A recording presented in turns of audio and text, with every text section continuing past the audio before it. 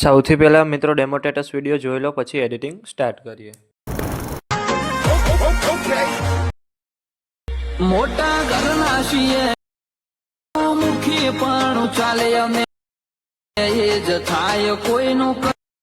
તમે જે પ્રકારનો ડેમો સ્ટેટસ વિડીયો જોયો તે જ પ્રકારનો વિડીયો બનાવતા શીખવાનો છું. તો વિડીયોને પૂરેપૂરો જોજો.